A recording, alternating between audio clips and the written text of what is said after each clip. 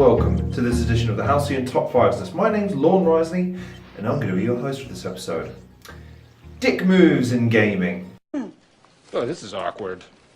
It's a tricky subject that I wanted to tackle for no other reason than I've been playing a lot of Red Dead 2 recently, and there's times where I feel like being a dick. Even though it's not necessarily in my nature in real life, there's just moments where you want to take advantage of an opportunity. But not just take advantage of an opportunity, you want to cause malicious harm to people. You dick! So this list is a celebration of those moments in gaming where you really should have at least done something, but instead you chose to actively go out of your way to be a dick to someone. This is the Halcyon Top 5 list of the biggest gaming dick moves of all time.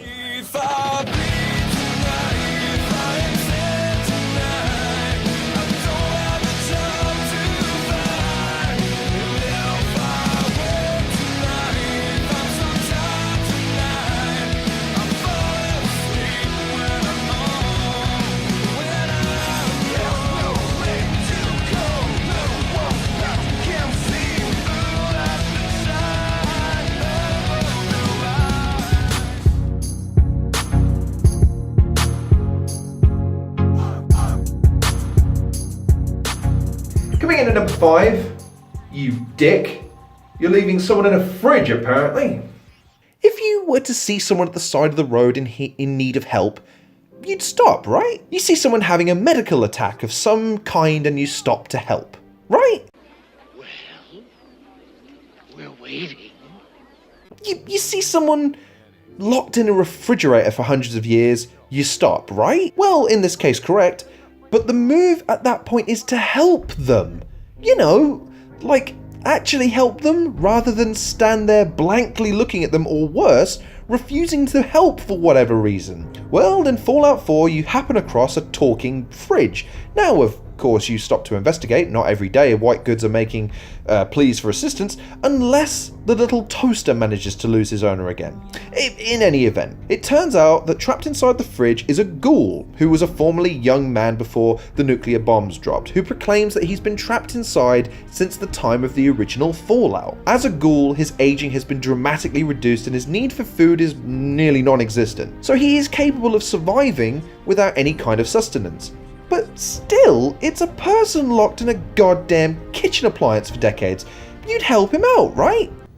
No! Well, wrong. You, the dick in this situation, either advise him that you refuse to help, or you lie and you tell him it's far too dangerous outside to let him out, traumatizing him into wanting to stay locked in his literal frozen hell. And all you had to do was open the door. That's all. There's another mission after where you can help him find his way home, but letting him out would be the least you can do.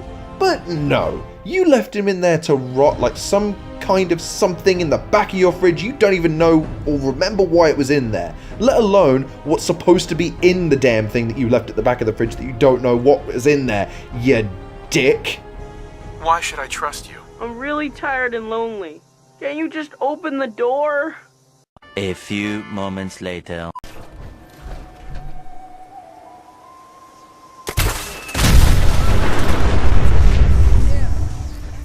That ain't her.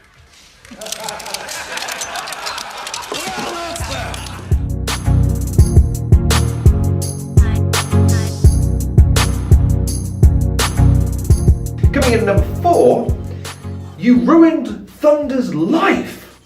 Why, you dick? So, you're a nice person, right? You're the kind of person that carries themselves with class, dignity, and a care for their peers and neighbours. Well, you're a liar. A dirty, filthy liar. You're a home wrecker and a murderer, and Jesus is very, very disappointed in you. Okay, that went places, but the point stands. The way you mess with Thunder is straight up shameful. In Fable, you go from nothing to mortal enemies in the space of a single mission, and it's all on you, you dick! Now, of course, his sister Whisper, and that's not easy to say, being a boastful and annoying git certainly doesn't help you endear yourself to him, but still, he really doesn't do a lot to antagonize you until then. and then you, yes you, moves into Steal Yo Girl mode at the arena when the mayor decides she needs a new boy toy and ditches Thunder for your mana-infused ass. Giggity giggity, giggity goo. Stick around. It's at this point that you unfurl Thunder's life. Not only can you mercilessly mow down his sister in the arena, which, considering I trained like Vegeta to max my character before the event even takes place, is actually really easy.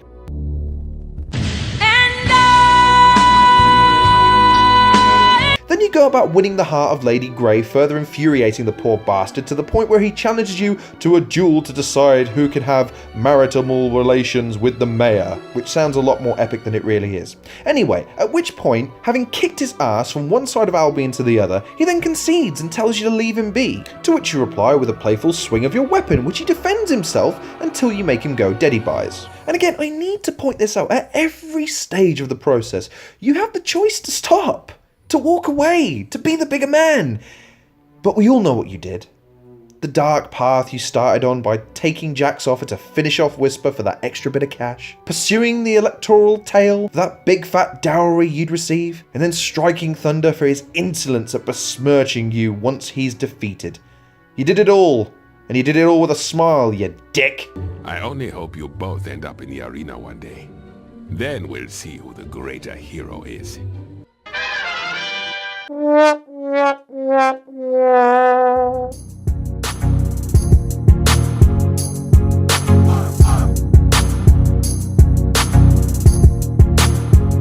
Coming in at number 3, trying to romance Yennefer and Triss, you horny dick.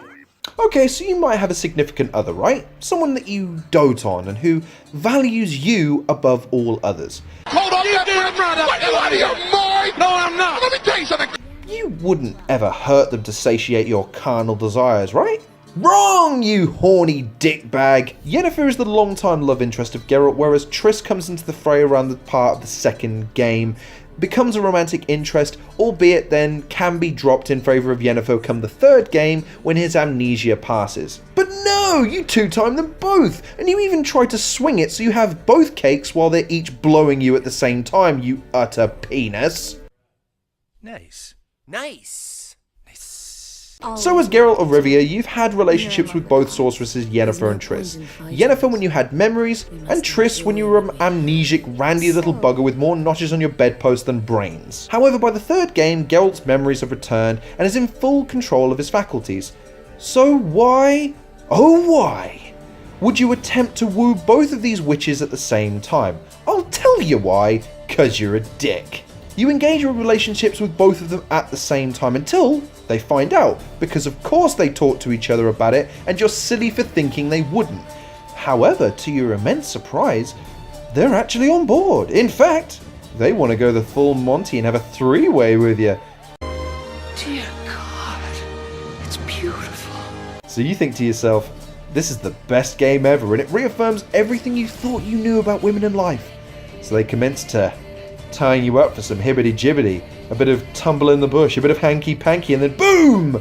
They leave your dumbass tied to the bed as they walk out giggling to themselves about how stupid you were to assume this was ever going to be a thing. You're a dick, and Jesus is sobbing in disappointment by the bucketful at the mere sight of you, you penis!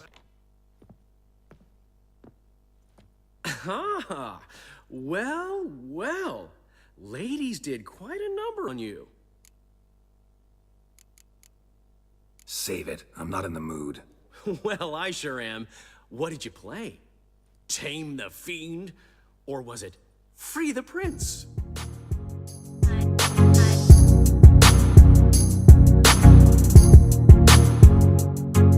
Coming in at number 2, you betrayed Jolie and Juhani, you. So let me ask, do you have friends? Have you everly mortally betrayed them? No, of course you haven't, and if you have, please leave your details below so a member of the authorities can deliver a swift and impending justice. Anywho, in KOTOR, you can either be an arsehole the whole game becoming a Sith, which at least is fine in the preferred playstyle of many gamers and at least you're being honest, or you can lead the life of a Jedi like a paragon, helping the needy and defending the defenseless, and then spinning on a dime at the end like a dick. So you travel the galaxy being a telekinetic Mother Teresa, and you wind up at the Rakatan Temple. You battle your way through the traps and Sith in your path to reach the summit. Suddenly, Jolee and Juhani, your Jedi companions, join you, vowing not to let you face this threat alone because they're super nice in that. So you battle on until you finally confront Bastila, the Jedi prodigy who was once your companion until she was captured by the baddie of the game, Malak. And, by the way, the supposed knob of the piece. Anywho, she offers you a truce. Join her in taking down Malak, or you have to duke it out with her. Now, given you're a Jedi, and you've got the backing of your true blue friends, Jolee and Juhani, you're gonna stick to your guns and follow the path of the light, right? Hey, I doubt it! Okay.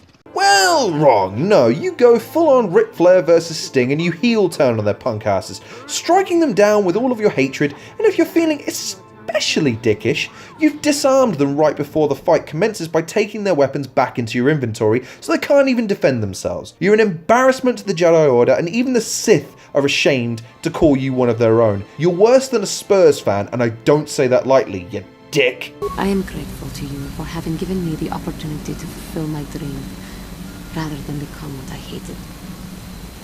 Someday, I may make it up to you. But for now, let us keep on the task at hand. 2 hours later.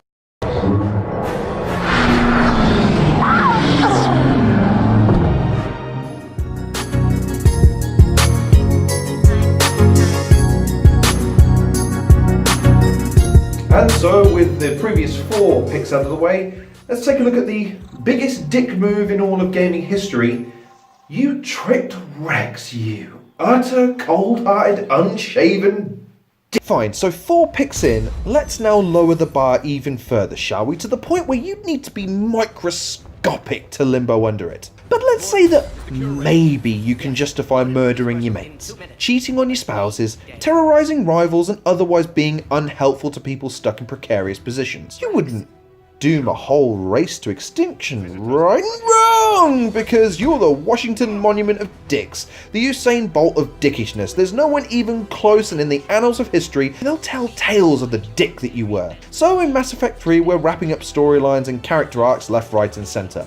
One being the genophage, a constant source of conflict and a nod to the oppression suffered by minorities in real life. So again, as a reasonable, sensible, and indeed conscientious person, you might decide to cure the genophage, but if you were swayed the other way, you may not. It's a complex issue and you're entitled to your feelings on it. But you wouldn't lie to a 7-foot reptilian tank who happens to be a friend of yours about dooming his race to extinction, would you? Wrong! No, you lied. You lied to his big wrinkly face, and you were dumb enough to think he wouldn't notice that the bioweapon, designed to cause stillborn children to curb the population of an entire race, wouldn't go noticed for at least some period of time. What did you think was going to happen when he noticed nothing had changed? Rex rightly comes back for retribution and you end up murdering him. Looks like that guy just killed you. What? Why? Why? Now sure, you can try and play the self-defense card, but you would, because you're a dick. In dooming the Krogan to extinction, even in the event that the galaxy itself survives an unprecedented attack by machines that systematically and periodically apply a generous amount of Silit Bang to the galaxy's population, you, sir, kind sir, are an absolute disgrace of a person and a dick. Alright people, let's get to it. And let the morgue know we've got another delivery coming, probably too big for a coffin. Might have to space this one. And there you have it. Those are my top 5 picks for the biggest gaming dick moves of all time. Tell me in the comments section what you think were some of the biggest dick moments. In fact, some of the ones that I missed off, if you think some of these are underrated in their dickishness, let me know what you think, and let me know about the times you thought about being a dick when you were playing a game comfortable in the silence and solace of your own bedroom. In the meantime though, thank you very much for watching this edition of the Halcyon Top 5s list. Please like, share and subscribe. Check out some of the other content that I've been producing recently. I would be thoroughly indebted to you if you wouldn't mind doing so. Also, check out me on Defunct Games channel. I've been doing quizzes, I've been doing the occasional podcast, including a podcast that aired on this channel not too long ago, so be a dear and go check that out too. In the meantime, please take care of yourselves, and as always, I'll see you guys on the next edition of the Halcyon Top 5s.